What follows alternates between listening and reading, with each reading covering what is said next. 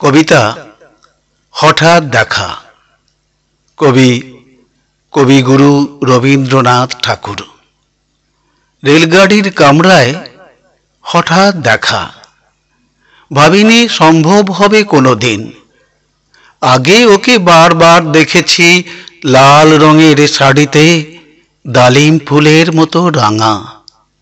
আজ পরেছে কালো রেশমের কাপড়, আঁচল তুলেছে মাথায়, দোলন চাঁপার মতো চিকন গৌর মুখখানি ঘিরে।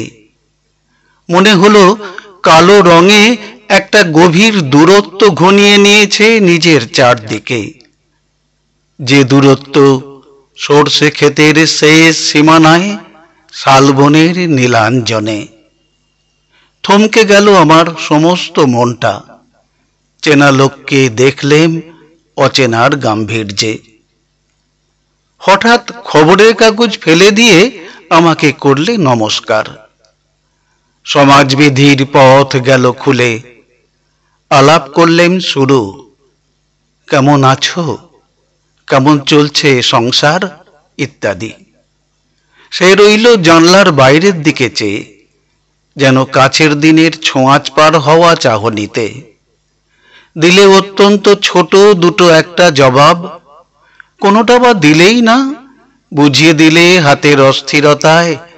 কেন এসব কথা, এর চেয়ে অনেক ভালো চুপ করে থাকা।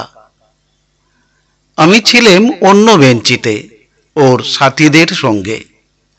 একসময় আঙুল নেড়ে জানালে কাছে আসতে। মনে হলো কম সাহস নয়। বসলুম ওর এক বেঞ্চিতে। গাড়ির আওয়াজের আড়ালে বললে মৃদু স্বরে, কিছু মনে করো না।